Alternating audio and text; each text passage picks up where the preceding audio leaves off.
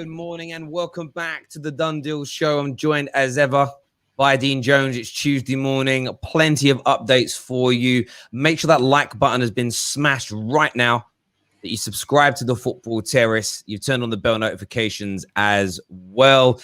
Dean, morning. How are you, mate? I'm good, mate. I'm good, yeah.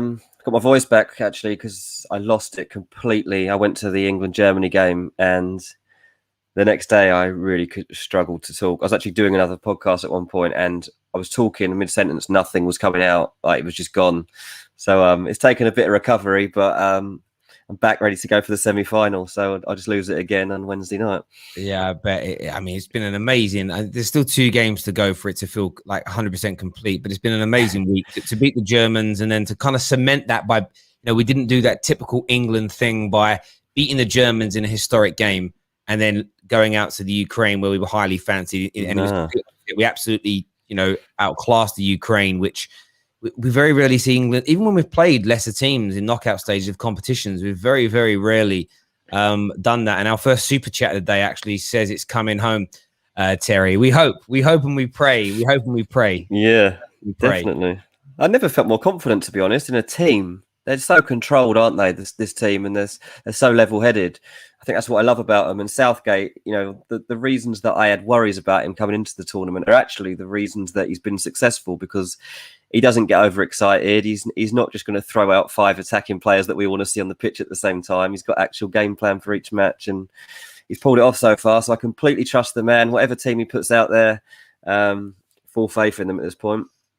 Yeah, it's got to that point. I kind of put a tweet out before I think the game started last time, and it was like, this is what I think I said, this is a starting lineup I want to see today, and it was just whatever the hell Gareth Southgate wants. I think his tournament management has been impeccable in terms of every time we think we know who's going to start, someone else comes in, but it also shows the strength in depth that we had. And chatting to my brother about it on Saturday, he came around to watch the game, and it's a case of, I think maybe in our golden generation, we maybe had better individual players in terms of, I don't think any of our left backs are as good as Ashley Cole as an example. Yeah. Midfielders of Gerrard, Lampard, Scholes, they were just supreme. But I think we have better strength in depth now, where we used to scratch below the surface of that England team and we were relying on Darius Vassell and players of that ilk, where actually I think we're deeper than we used to be. But also you take out a Grealish and a Saka and you bring in a Mount and a Sancho, and the quality isn't dropping, but you've got fresh legs. Totally. Yeah. It's just something it's brilliant to see. And listen, we've got a big chance against the Danes, who will be tough. They're in a great tournament themselves, but it could end up being a very epic week in this country. And with lockdown coming to an end, and and all that jazz, hopefully we just have a bit of a party week and enjoy ourselves. Absolutely, that. Yeah, I agree. I think I love the fact that it doesn't really matter, like people worrying about the yellow cards and all this kind of stuff. And apart from Harry Maguire and Harry Kane, I'm not sure there's anybody that in that team that is like not interchangeable. So yeah, it's going to be, well, it could be a crazy week in this country. I hope so, mate. I really do. Me too. Absolutely. I do. Viewers, if you've got any questions you want to pose to Dean today, get your super chats in. Any super chats are over the value of £5. Remember, as a thank you to you, we put your name into the prize draw to win a football shirt of your choice this evening. As long as my later who's in arrive, I will be doing the John Barnes rap for you for the money we raise for charity, and doing the June prize draw this evening. As long as they arrive, I'll be doing that this evening. I've got to practice those words. But yeah, we raised some money for the Sir Bobby Moore Fund. And I said I would do that rap in a later who's in if we beat Germany. So got to do the bet. Got to do the bets. Got to do the bets. So get your super chats in, ladies and gentlemen, and we'll do that. But without any further ado, we're going to jump into the transfer news. I want to start with an England player that's just gone from strength to strength this tournament in Declan Rice. Lots of noise about where he could be going. Chelsea, his name's always mentioned, etc. What's the latest on Declan Rice this summer and his proposed move away from West Ham? I think Declan is in a really interesting situation because obviously it's been reported about him turning down 2 contract offers. And I think, it's a lot of money that he's turned down, but ultimately you have to look at it like this. If West Ham are putting a price tag on him of 80 million to 100 million pound if he's to leave the club, then you need to show that player that he truly is worth that by giving him a contract that is unlike anything that West Ham have ever offered anybody before, because they've never had a player that's worth 80 million to 100 million pound. And Declan Rice needs to see that. The offers they made are totally fine, and just about make him the highest paid player in this squad. But I don't think it's not like the 200 grand a week that would be the big statement. And I understand that because it's West Ham. They don't typically go out and pay people 200 grand a week. But that's where Declan Rice is heading right now. If he's going to move, that's the kind of figures that he's going to be looking at on his next contract. So it's a big one for him. And I think it doesn't really make any sense for him to sign a new contract at West Ham right now. He's got 3 years plus 1 left on this deal. And he knows there's a strong chance that Chelsea are coming in for him very soon. Chelsea just waiting until the tournament's over and kind of deciding what their opening approach will be to Chelsea. And there's no point in him tying himself into anything. He doesn't want to end up in a Harry Kane situation whereby he's tied himself into the club for, I don't know, 5 years, 6 years, and he's earning, even if it was 200 grand a week, and he can't get out of that contract because no one's willing to pay the 100 million it takes, and he's stuck at West Ham. As much as he likes West Ham, he's not going to play Champions League football, and he's probably not going to win a major trophy. And after being part of this England squad, that's what he's going to want now. That's ultimately what he's going to want. His ambition will be bigger than ever. And so it's, you got to look at it from the player's point of view right now. As much as he likes West Ham, he knows that opportunities like this that he's in don't come along very often. No, they don't. And I think it's very sensible not to sign a new deal, as you say. I think Harry Kane is probably sitting there now somewhat regretting his decision to tie himself in for so long. I know there were some words from Kane actually yesterday about there's always excitement when a new manager comes in. It was very polite and very PR orientated. There doesn't seem to be any signs that he's changed his mind. But with Declan Rice, I think it's sensible. In terms of Chelsea approaching him, what do you think Chelsea's opening bid will be? And is there a confidence at Chelsea that hopefully an official bid from them could kind of trigger Declan Rice into being a little more forceful into trying to get himself out? Yeah, I mean, I don't think Declan Rice would go like handing in transfer requests. Like, I haven't heard that he's likely to do that. I'm sure he'll, look to speak to the club and talk about it like that. But I don't think he's going to aggressively push for the move. Not yet, anyway. Certainly, maybe right at the end of the window. We'll have to see. But Chelsea will approach this carefully. They're obviously not going to go in there and put in an £80 million offer for Declan Rice. But I think that if they were to offer £60 million, then that seems a pretty fair offer in this market. And it gives West Ham a genuine question to answer. If you go in at £40 million, then it's just going to be dismissed and rejected. And while £60 million probably will be as well, Declan Rice will then go to them and say, come on, what do you want? What do you realistically want from me here? Because £60 million is a lot of money for West Ham. I think a lot of West Ham fans realise that Declan Rice will probably leave if a good enough offer comes in from one of these Champions League clubs. They were quite hopeful that he would stay for another year. Because of how well things have gone for him this summer, I think that's changed. I think Declan's had his head turned. I know for a fact that he is seriously considering leaving and that he would be interested in joining Chelsea. So it makes so much sense. He's been at the club before. He's got a best mate there. He knows the area. Like, all the pieces fit in for him going to Chelsea. And while I'm sure there'll be other clubs like looking into the situation as well, I just think that they are in the best position to sign him.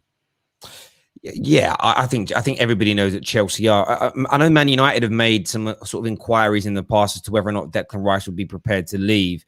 Is that still a possibility that a Man United or a Liverpool or somebody kind of north of the Watford gap comes in for him? Yeah, definitely. So yeah, a few weeks ago, well, probably longer than a few weeks now, probably a month or so ago, Declan Rice's representatives, his dad often represents him, assured people at those clubs that if you want to make an offer for Declan, don't think that he's not willing to leave London, because he will be. Not saying he would join you, but he's open to leaving London if the right club, the right opportunity is there. So they were all assured of that a little while ago, and they knew of that. But then they also know that he's going to cost close to 200 grand a week. There's going to be a big signing on fee.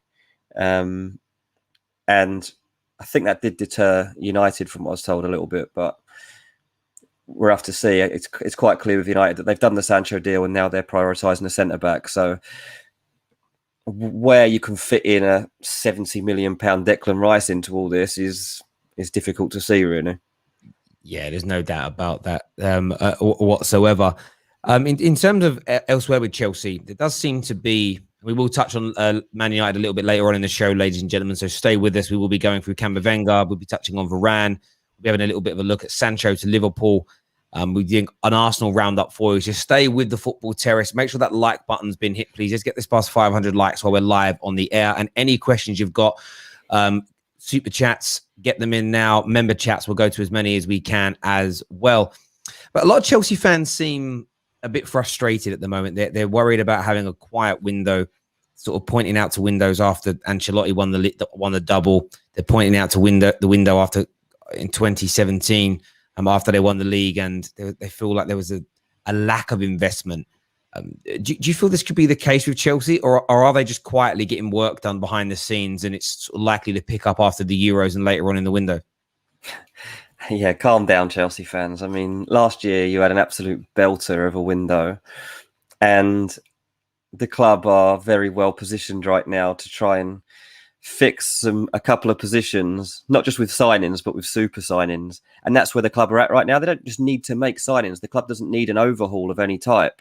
It needs to, if they're going to make improvements, then they've got to be elite players that are going to strengthen that 11, or they're just going to be a backup, of course. But look, the club have looked at signing Hakimi. They did look at that. It wasn't a massive priority to them, but they did look at it because they thought it would become possible. Didn't turn out to be the case, but they tried. They're delving into the possibility of Haaland, Lukaku, Declan Rice. There's still 8 weeks left of this window. I think that you just got to understand that not everything happened. Just because Man United seem to be making some momentum doesn't mean that your club isn't, just because you're not reading anything. Chelsea have been doing a lot of work behind the scenes. And, in the case of Haaland, look, he's interested in Chelsea, which is interesting in itself because that wasn't the case a year ago, probably not even a few months ago, to be honest. He was always thinking he would join a status club next, and Chelsea didn't really fit in to where he thought he needed to be heading. Suddenly, they've got Tuchel as the coach. They've won the Champions League. The club's changed, and so has their outlook for the next few seasons. So somebody like Haaland is looking at Chelsea and thinking, okay, this doesn't have to be like a club I'm at for 10 years. This could be a club I'm at for 3 years, and then I can still go on to those dream moves. So, I think Chelsea's a perfect club in some ways for Haaland in this next step, because Chelsea are usually pretty happy with that as well. They're not usually looking to sign players and keep them for 10 years. They'll sign someone, have a great few years out of them, and then sell them on for even more money. And that could easily be the case here, I think. Obviously, it's going to take a massive offer to get Haaland out of Borussia Dortmund this summer, and it won't be easy. But if they are capable of doing it, then they will try and do it. And then it will give Haaland the possibility to go and make his Madrid, Barcelona, whatever move it is, further down the line at the grand old age of 23 or 24. We forget how young this lad is and how early in his career it is, and he thinks very carefully about his steps. His agent, Mino Raiola, I'm sure will be very smart in terms of his next contract and making sure that the player is not stuck there for a long time if things don't go well as well. I think that there'll be something in whatever contract he signs next, wherever it is, to make sure that there is some sort of clause in there that he can get out and is attainable by another club in a few years' time, at least, so that he can continue his career track. Because he doesn't want anything to stand in his way from achieving where he wants to be and what he wants to win. So we'll have to see whether anything does actually happen with Haaland. But, that's just an idea of where Chelsea are at and what they're exploring. And on the back burner, they've already made an offer to Lukaku in terms of terms. And he knows that if Inter you know, if it does catch fire over there and everyone needs to jump off the ship, then he knows that City and Chelsea are there if he needs to speak to someone. So Chelsea are doing some good work behind the scenes. And if you're talking to people like Declan Rice and Erling Haaland and Romelu Lukaku, then I think that your transfer window is not looking in too bad a shape. And they've already got a great squad. Yeah, no, I totally agree with that. And I think that there just needs to be an element of calm. And we're football fans, and we always want to see our teams doing the business. And I was saying the other day to a few Chelsea friends of mine, United have done Sancho, but it's a deal that's been worked over I keep hearing like 3 or 4 year period. It's like, well, it was 2 summers. Okay. It's been a year. It's been 12 months. But a lot of the work was done last year and around Christmas time towards getting this deal done. And it's the only major deal. It's the only deal sort of north of £40 million that's been done by any club in England, and one of the only big deals done in Europe. So just people have got to relax a little bit. No one's done any business yet. It's not just Chelsea. Staying in London, Spurs have of course announced a new manager now. Nuno Espirito Santo is in. That sort of ended that managerial saga, which I think most Spurs fans, whether they're happy with Nuno or not, they've got a manager. They can start to build towards next season. What's going on from a transfer front at Tottenham right now? Obviously, Fabio Paratici, it's his role to now recruit. He's got the manager done, and now he's got to recruit the players, and he's looking at that. I'm sure you've all seen the comments from Harry Kane about, you know, coming back and speaking to the manager. Obviously, he's got to say that. Like, he's still a Tottenham player. He's got to go back and have those conversations. It's not that anything's changed in terms of Harry Kane wanting to leave. He will still want to leave, and that can still happen. But yeah, Tottenham do need to strengthen the squad. One interesting one that I've heard is that they want a midfielder, and they've started to look into Franc Kessie at AC Milan. Now, this is a player that had a fantastic season last year for Milan and only has 1 year left of his contract. And so far, Milan haven't been able to come to an agreement on the terms of a new one. What Kessie was asking for initially, they felt they just couldn't go to. And they have had problems like this. You know, Donnarumma, they couldn't agree on. Çalhanoğlu, they couldn't agree on. And Kessie, they're desperate to keep him. But there has been a fear, while this has been rumbling on, that a club would eventually test the resolve of them and the player and make an offer. And that club might be Tottenham. So we'll have to see what they decide to do here. But that is one that I'm told to look out for.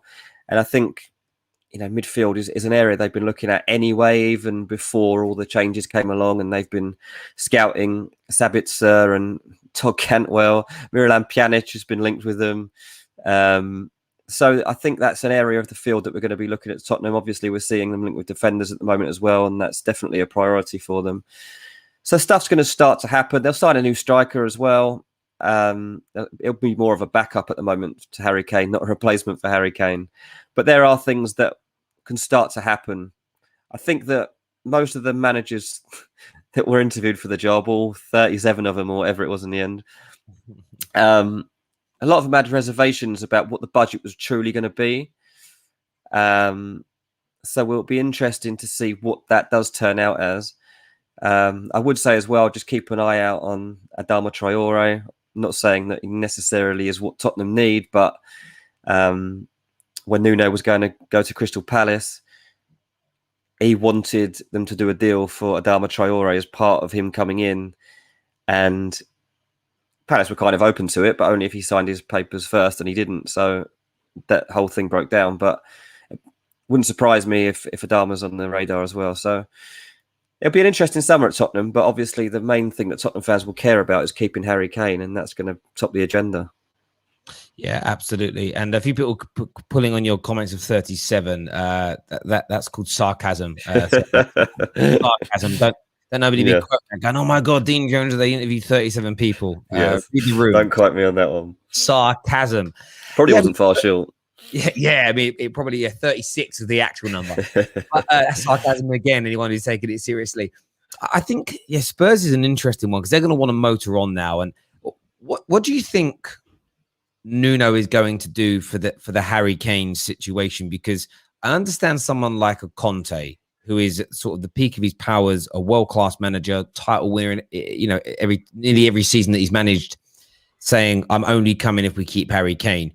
Do you think Nuno has got that same pulling power, both in the boardroom level at Spurs and with Harry Kane to keep him and more so to convince him to stay?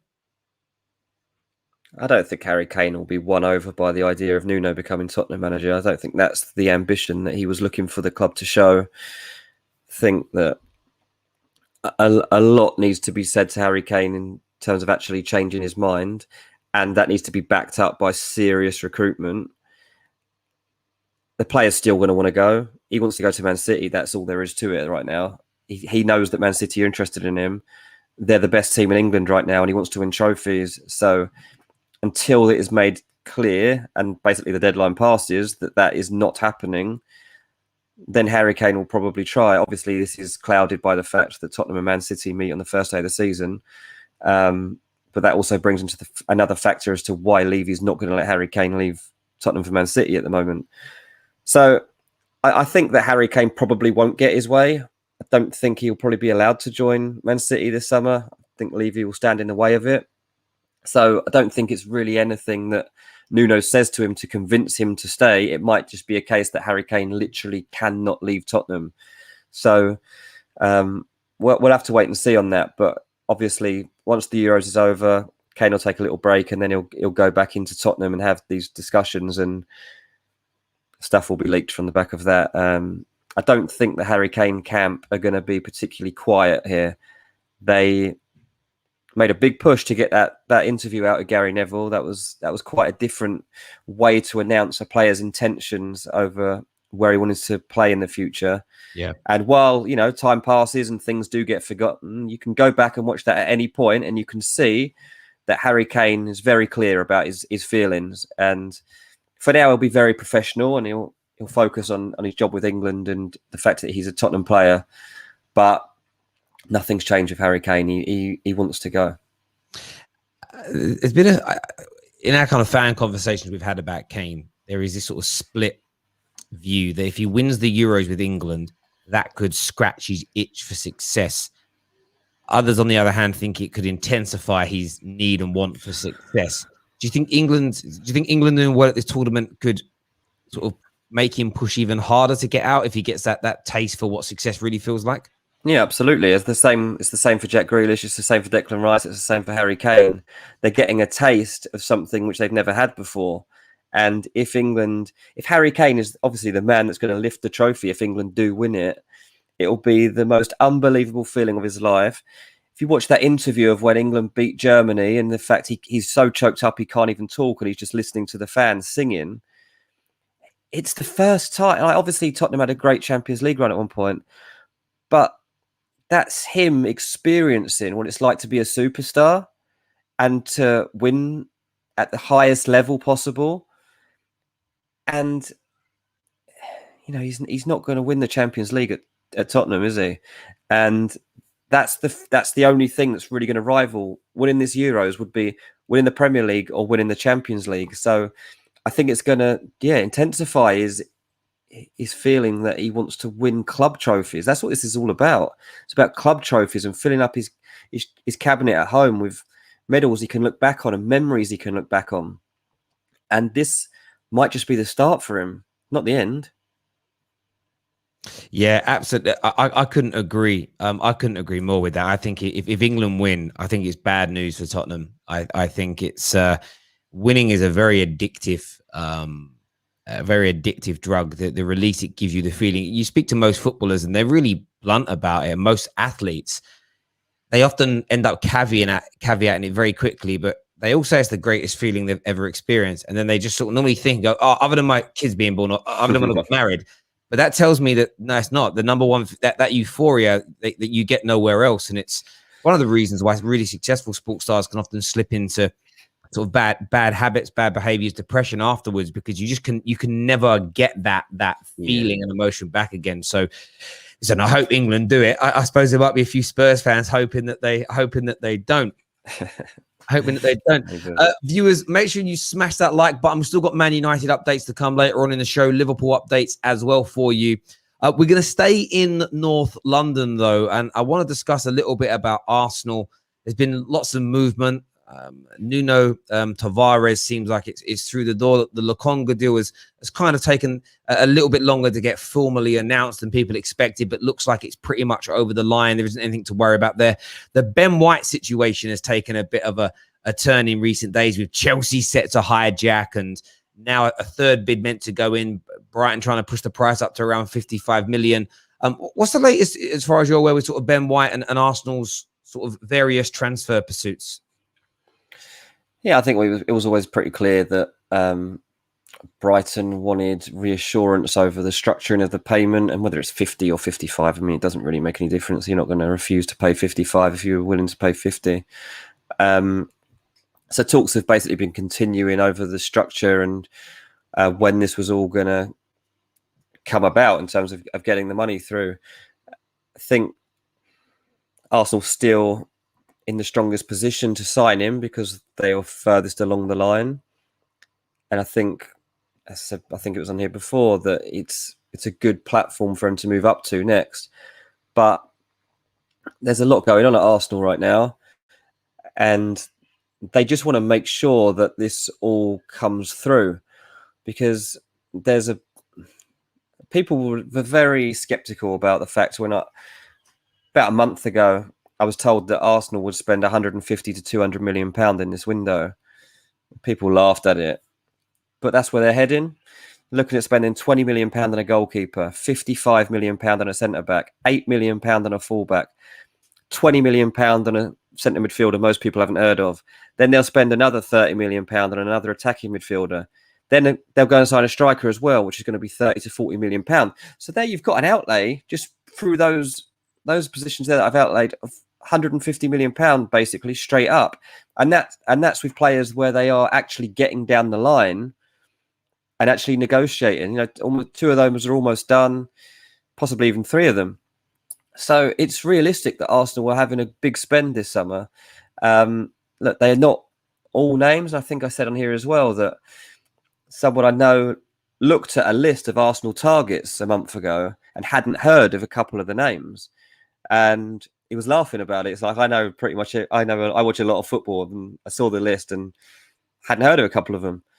Tavares, Lokonga, maybe that's who those names were. I'm guessing that. But now in hindsight, when I'm seeing who Arsenal are getting down the line with, I'm like, well, yeah, that's fair enough. I mean, I didn't know much about those guys either, so maybe that's that. But the rest of the guys that we're reading about, we mainly have heard of, haven't we? So I think that Arsenal are just trying to make as much ground as they can early on, so that by the time pre-season properly starts, Arteta's got I guess like half a new side almost, and at least has got more competition for places. And when they're looking to get players out the door, I mean, they've already started going, but the few that are also going to go that haven't gone yet, that the replacements are already there, and you're not dragging it on into the start of the season and scrambling. So I think Arsenal just try to make progress as quick as possible.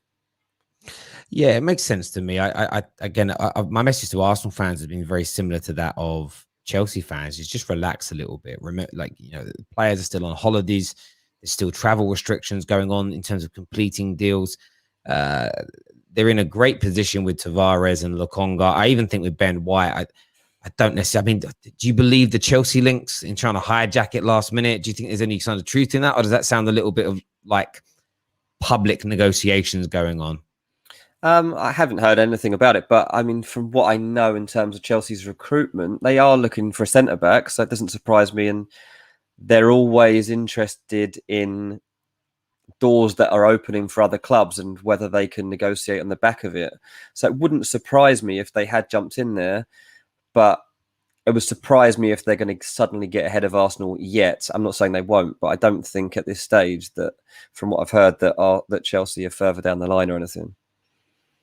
But yeah, that makes sense. I think it's a connection, because we know, the Chelsea needing a centre back always makes it plausible. There we go. Just for an update for some people, I read some stuff yesterday that Tavares is due to be in London at some point this week to complete to complete his medical. So I just would say remain relaxed about that situation as it stands right now.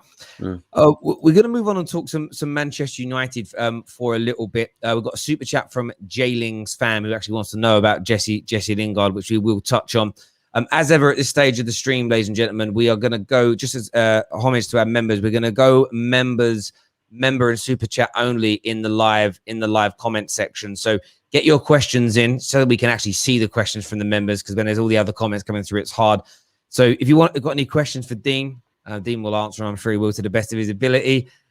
Get them in for us now. But Manchester United, all the talk in the past 24 hours has been about Varane. The talk has been about CAMAVINGA. Of course, Sancho's over the line and done, so everybody's moved on from that very, very quickly. What's your take on the latest, first of all, with CAMAVINGA? Last time I was on here, we were talking about CAMAVINGA and 80 million. And I said that's absolutely not happening. They're not going to pay more for CAMAVINGA than they're paying for Jadon Sancho. And it was just a completely unrealistic valuation that had been thrown out there. I mean, it was in the French press. I don't know whether they'd been told to put that figure out or what, but I think it was linked. It was 70 million last year, so it seemed a bit unrealistic that it'd suddenly be 80 million. And now we're reading about 30 million, and that's much more realistic and much more fits in with what I was told when the restructure happened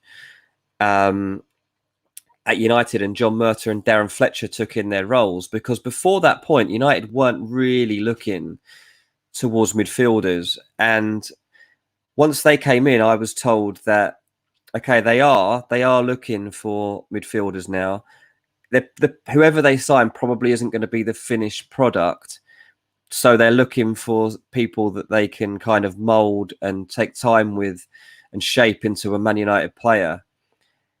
And maybe that's where CAMAVINGA comes in, Maybe that they feel that he is that talent that is still young enough to be moulded, but also not a gamble because his talent is exceptional.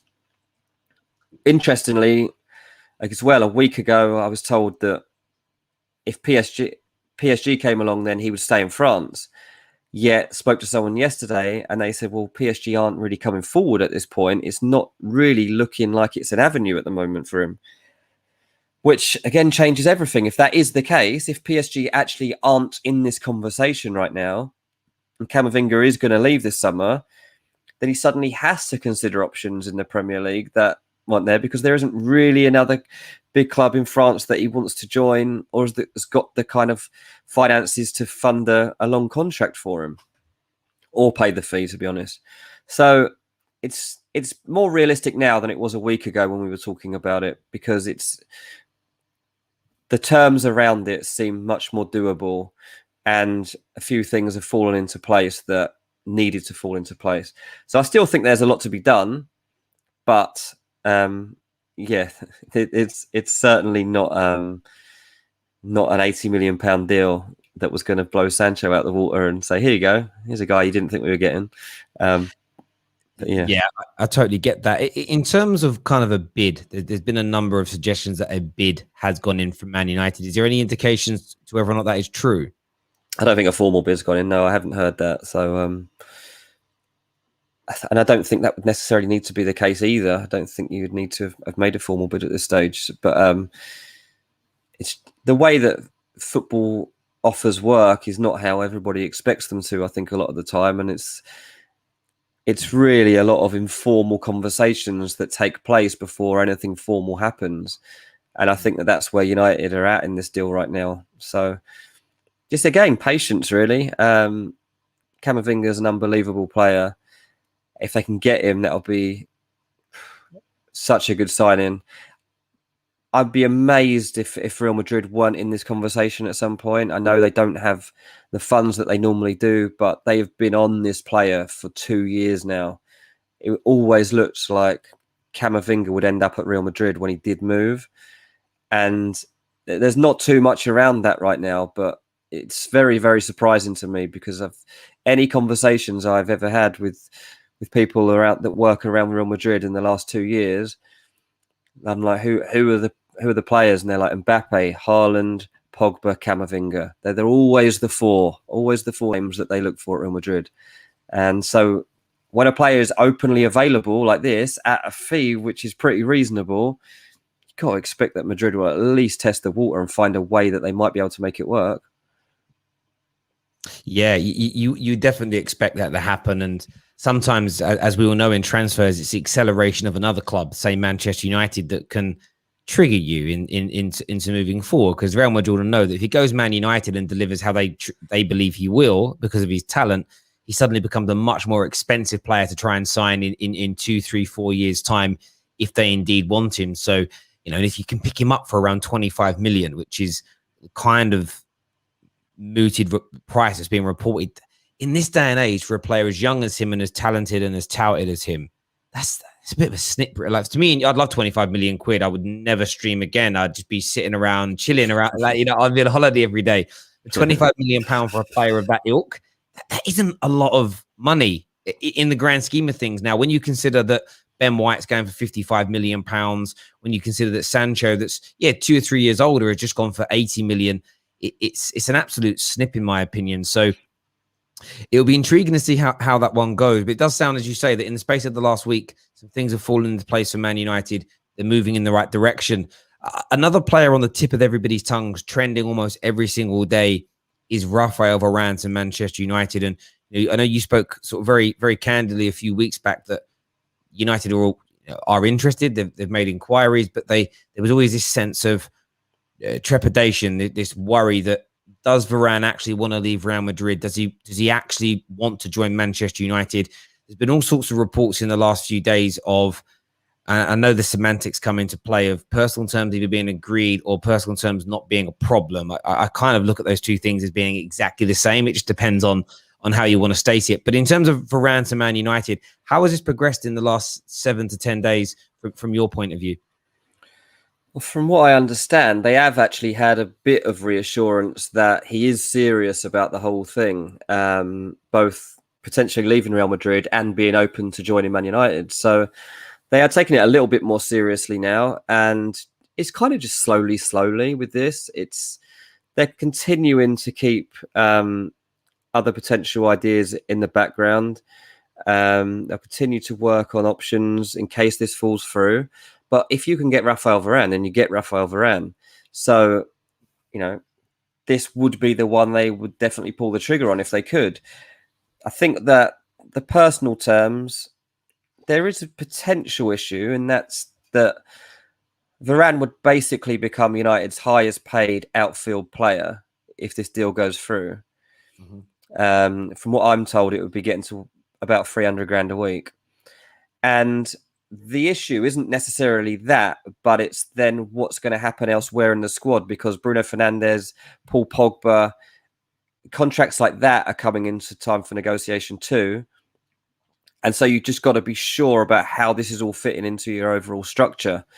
So I'm not saying this is a major issue. I'm just saying that if he's going to be paid this kind going into this bracket, especially on the back of just signing Jadon Sancho, you've got to make sure that you're keeping your squad happy and settled. Of course, Varane is going to become one of your most highest paid players. He's one of the best defenders in the world. That's obvious. But you do have to be careful. And, Fernandes deserves a new deal. Pogba, you could argue if he does or doesn't. But ultimately, United don't want to lose Pogba for free at any point. So they've got to do something there. So, I think it's one to just kind of sit on for now, and let's see how it continues to progress. Obviously, France being out of the Euros and means that this could now start to gather pace a little easier. But there's definitely a possibility here. Yeah, it does feel that way to me, and I think that as you say with Man United, it's nice to see us not throwing all our eggs into one basket and dismissing other options and then having egg on our face. But I just sort of feel that there's this kind of element of me as a Man United fan that just wants to see this deal happen and go through. But I'm also waiting for that news to come through to say Real Madrid have matched Man United's offer. Carlo Ancelotti has convinced him to stay, and it's all over. And I feel like that is just as likely as him signing for Man United. It totally is, and that's why it's one to just kind of keep there. United don't want to be seen to be being rejected over this, because they've never taken it. This wasn't something they had in mind for a long time. It's just an opportunity that's opened up, so they're exploring it. They don't want to be seen as like Varane rejects Man United to do this or that. It's either he stays at Real Madrid or he doesn't, and if he doesn't, then they're there waiting. So that's the way to really look at it. It's a kind of a bonus if you get Varane. Yeah, I totally agree with that. I think that's the right way for Manchester United to look at these things. The super chat we had in earlier from Jayling's fam is, where will Lingard be next season? Well, I find it hard to believe that he'll be at Man United, because Solskjaer had enough opportunities to give Lingard chances before he went out on loan to West Ham, and it's fair to say they didn't really see eye to eye over it. No one really kicked up a massive fuss, but I think Lingard felt he probably deserved a bit more respect over that, and he went into West Ham and had a sensational run of form that showed everybody what he was truly capable of, and he loved it there, and he certainly was open to joining them. And to be honest, when in the final weeks of the season, it looked like he'd made his mind up and that he would probably join West Ham as long as they could come to an agreement. What's obviously changed is, well, Lingard's valuation in Man United's eyes is now far further up than it was when he initially made that loan, and that's why they didn't put any clause in there in the first place, because they didn't want Jesse Lingard to become available at £15 million in case he did hit the kind of form he hit, because now he's a probably £30 million player. So there's that to take into consideration. And then I've seen it mooted, like, Declan Rice and Jesse Lingard swap deal. That's not going to happen. Like, those players aren't going to swap. And the other thing is, as part of that, like, one of the reasons Lingard loved being at West Ham was because he loved Declan Rice. Like, Declan Rice is a big part of why West Ham have been so successful. Big personality. Lingard's got a similar personality. Like, they got on really well, and he loved that. And so if Declan Rice did leave, it might affect it. I'm not saying definitely would, but it might affect it. And I think Lingard will still be looking at Man United and thinking, well, where do I fit in here? How am I possibly getting in this team? What has changed since you sent me out on loan, apart from the fact you've strengthened the squad by signing Jadon Sancho? As far as I'm concerned, that's just another chance that's made it harder for me to get in there. So I think he'll look to leave. We'll have to see once pre-season begins whether Solskjaer's changed his stance on it at all, and whether he is more willing to give him opportunities. But he's never shown it before, so why is that? Why now? Yeah. And you say with Sancho coming in, Bruno dominating, Pogba maybe getting a new deal, and Mad needing development, it just feels like there are better players at Manchester United or higher talents. Elanga's very very much loved and respected, and everything else. He might go out on loan, but I do think it's a real difficult one for him in terms of that. And I think as well, like, there are other clubs that will be interested. Leicester were very interested in trying to sign him. So if it doesn't work out with West Ham, that doesn't mean he's staying at Man United. It means that the door opens for other clubs to come in and sign him. And one thing that did happen for Jesse was it was the first time he'd got a glimpse of what it was like to play football at a club outside of Man United. He's been there since he was like 6 years old. And he loved it because he was basically the star, and the team was built around him to eat up all the big opportunities and create opportunities. And at Man United, you're just a part of a big machine, and there he was a bigger part of a club, and I think that gave him a nice little appetite. I think he enjoyed that, from what I was told. So other clubs that are knocking on that Champions League door, like Leicester, maybe even a Tottenham or something like that, if they might see an opportunity there to get a deal done at a reasonable price. Yeah, there's no, as you say, he went out. I know he went out on loan when he was younger in the Championship, but there is a difference of being one of the shining stars in a team in the Premier League, and the attention that comes with that. And he got a lot of attention during his time at West Ham. There's no doubt about it at all.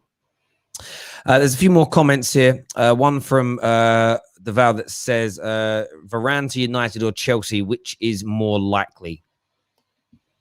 Right now, Man United, but I refuse to ever write Chelsea off anymore, given what they did with Havertz and Werner last year. So that's a lesson to us all, that Chelsea, if they want something, they know how to get it. And there's always that lure of London and all the rest of it. So Right now, United definitely further down the line, but I can't rule out Chelsea. I hear you on that. Neil Driscoll here, another one of our members, says, Dean, any Man United players going out on loan? There will be obviously fringe players, and then Martial, I guess, is a potential to go on loan as well, because if they can't find a buyer and they need to clear space, then there's always potential there that he could go on loan with a fee, or they take up a certain chunk of his wages to just get him out of the side.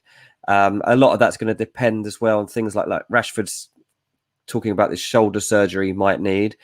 So if he doesn't need that and he can play, then I think United can look to move Martial on and potentially look at a loan if they had to. But if Rashford is forced to miss 2 months of the start of the season or something, then they'll probably have to keep Martial for a bit, just to make sure that they've got the numbers that they'll need. So there's situations like that still need to be opened up. I think we'll get a clearer idea in the next 2 weeks over what United plan to do. Yeah, I agree on that. I think it's definitely fringe players anyway. We've got a comment here from Lee who says, is there any more updates on Traore to Chelsea? I haven't really heard anything on Adama to Chelsea, to be honest. I mean, I've always heard that he was likely to join Leeds, if anything. Leeds have been chasing Adama for the best part of a year. They got funds that they think could finance the deal. They know that there are bigger clubs interested. But to be part of what Bielsa's done and part of a Leeds side that are trying to improve in areas of the field, Traore's come into the thinking for them. So I'm not particularly convinced that Adama Traore is going to be a Chelsea player, no. But I do think he'll be on the move. Absolutely. Mr. Baker here, thoughts on Declan Rice to Chelsea. We covered this already at the beginning of the show. So when it re-uploads, just go to the beginning. It'll be timestamped. You'll be able to look at Dean's full update on the Declan Rice situation. Viewers, make sure you've hit that like and that share button, please. Very important that you get that done for the Football Terrace now. And make sure you have subscribed. We are closing in on 200,000 subscribers, which is absolutely amazing. So thank you to each and every single one of you. Liverpool Football Club, always a team that's difficult to gauge where things are transfer-wise. A trending report yesterday that Renato Sanches was potentially close to being done or an agreement being put in place. What's your thoughts on the possibility of Jurgen Klopp signing the very talented Portuguese midfielder? Like I said before on here, you don't get much of a steer from Liverpool, so it's hard to tell from here. But one thing you do get is you can just look at where the stories come from, and the fact that the stories from this are coming from Portugal and France, which is where he's from and where he plays, means you have to take it seriously to some extent, and we'll find out how this really progresses, I guess, in the next week. I think that they've been linked with him before, and he's clearly been on their radar for a long time. I don't think they were ever put off too much by what happened at Swansea, because that was a very difficult spell in the player's career, and he's bounced back brilliantly from it. So I honestly would just say wait and see on this. It's typically hard to find out Liverpool transfer targets these days, but I've always say, look at where the stories are coming from, who's leaking these, and the kind of places I've seen it reported give it, I think, some credibility. And I also believe that because there is at a selling club right now, it makes the deal doable. And I think it's probably going to be within a price range that Liverpool would be able to do. So it's definitely one to keep an eye on this. And I'm trying to find a breakthrough on it and get someone to admit that they're in for him. No one at Liverpool does that, sadly. But maybe even one of those guys working on the patch, I'll try and get one of them to crack or something. But it's all very quiet and Merseyside and on this. Well, generally, that's my view with Liverpool. It's if there's links from some credible sources in the country of which, as you say, the player is either from or playing, in which there is, and if Liverpool are his deadpan silence, that tells me there's an air of truth. I feel like if they weren't at all, you'd almost get them come out and say, no, this is just absolute nonsense. Stop using it. You do often get that, yeah. You do get dismissing stories, yeah. So yeah, I kind of feel like maybe there is something in this. I mean, it certainly, as you say, he's turned his career around amazingly well. There's no doubt about that, and he's looking, he looks so good at the Euros. You know, he was the one kind of spark in their midfield. Considering all the talent they've got, he was the one player that actually had a decent Euros, performed well, and did what he needed to do. We have a question here that's come from CFC Pace, who says, alternative to Haaland, could Danny Ings be an option for Chelsea this summer? It's not one I've heard about. I've heard Ings more in relation to Man City, to be honest, than Chelsea. Not to say it won't come about, but there are other things that Chelsea are looking at, and not sure he's in that tier that they're looking at, if I'm totally honest. So, no, I wouldn't expect that to be the case. But yeah, Ings knows he's got potential options. Tottenham always looked like it might be one. I'm not sure about that anymore. But Man City potentially, as they look for a little stopgap if they can't get them and they want this summer. Yeah, makes sense. And a lot of Chelsea fans asking about Jules Koundé and Tchouaméni, whether there's any kind of updates or progression in any of those deals at all. Tchouaméni is becoming a really interesting one. There's a lot of people, a lot of scouts are really hot on him, and seems to have been pushed to a lot of the top clubs, and they're having to consider him. Wouldn't surprise me at all if we see that one progress. I don't know which club at this stage. Possibly Chelsea, if they can't get something done with, I don't know, Declan Rice or one like that, and they have to start looking for alternatives. Jules Koundé, I say I don't think he's on Man United's radar. Tottenham potentially. We'll get a clearer idea, I guess, once the Euros is done. Do you think with Chelsea there's this element of they need to work out what's happening with the potential Haaland deal before they start making sort of official bids anywhere else? Because if they did spend 70 million on Declan Rice and drop 60 million on Koundé, even with Chelsea's deep pockets, would it be very difficult to go and drop 130, 140 million plus a salary on Haaland as well, all in one summer, even for them? Yeah, definitely. And the financial fair play rules are so blurred that you're not really sure what they are capable of doing now, whether it's in terms of transfer fees or wages. It looks like PSG are going to at least giving it a crack by giving these deals out to, Wijnaldum and Ramos and Donnarumma. Like, they're getting silly money out there at the moment. So I think Chelsea probably looking at that and thinking, well, hang on, if they're doing that on the back of a pandemic and a time when French football was closed and, they seriously suffered, then there's definitely got to be some scope here for us to do some big stuff. And so that's what they're exploring at the moment. What is the ceiling for what they can spend in terms of personal investment rather than how they would have traditionally and typically had to fund these deals? I think we'll find that out pretty soon. But ultimately, yeah, they don't even know yet if Haaland's open to doing this deal this summer. They know that his head's been turned a little bit by it and that he's open to listening what's going on. And I think they've given him an idea of what personal terms they could offer. I think he was pretty content with that. I don't think that's a problem. But, the fee into Dortmund and the rest of it needs to be resolved. So they'll do that pretty quickly. They know that Dortmund don't mess around and will want to know what their squad is for the start of the season. So it won't be too long until we know Chelsea know about Haaland and then can basically go straight on to Declan Rice from there or Lukaku and figure out what they're going to do with their number 9 situation. Yeah, no doubt about it. A few Tottenham fans have messaged saying, what's your thoughts on Pjanic to Tottenham? Is that something that you think is doable? I think it's doable. I don't think that's the problem. I mean, Pjanic was offered the opportunity, I think, by Barcelona to basically rip up his contract. Barcelona are an absolute mess. And look, Tottenham are obviously going to try and recruit, and they need to find some value in this market. As I said at the beginning of the show, I think Franc Kessie is somebody that Tottenham are going to explore right now and see if they can do a deal with AC Milan. Milan don't want to do a deal on Kessie, but we'll see because his contract is winding down over the next year.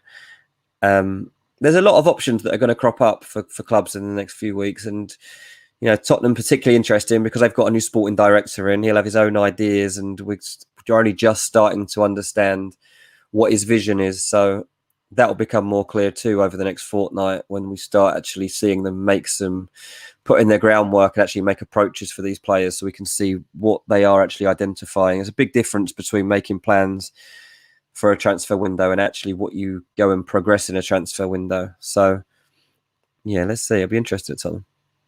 Yeah, there's no doubts, and I think for a lot of people, obviously we do this show every week. In a week, by the time we do the next one, the Euros is finished, and I think then there'll start to be a lot more movement around these deals, and you know, maybe one or two deals in the Prem that really kind of trigger everybody into action and start moving forward. So I think there's a lot of sort of like caught in and chatting and simple stuff going on at the moment, and it's everybody's just sort of gearing themselves up and getting ready. Plus, I also wouldn't dismiss, you know, when things sort of like certain restrictions, both in the UK and more so across Europe, start to be lifted, people can move a little bit freer in and out of the country. Even just having meetings, you know, officials from clubs actually being able to meet easier and sit down and talk. I think all these things are going to speed things up because it just makes life a little bit easier when all that's going on. Absolutely, yeah. Listen, viewers, thank you very, very much for tuning in. Your super chats, your member chats as well, and the questions that you have put forward. The Undertaker CFC here says, if Ings went to Chelsea, there would be riots in London. Chelsea fans don't seem particularly keen on that one. As I say, Chelsea fans are not in the best frame of mind at the minute, which is mad to me, considering they are European champions and they've got an amazing team and amazing manager. But I suppose it's standards, and they want to keep the standards very, very high indeed. Dean, as ever, always a pleasure to have you on, mate. Everyone, make sure that like button has been smashed. Make sure you subscribe to the Football Terrace as well. We have a brand new WhatsApp group we've created where if you want to make sure you get all notifications for live Football Terrace videos, go and sign up to that right now. The link is in our description below. But until next time, take care of yourselves. Goodbye. God bless. And we'll see you all again very, very soon.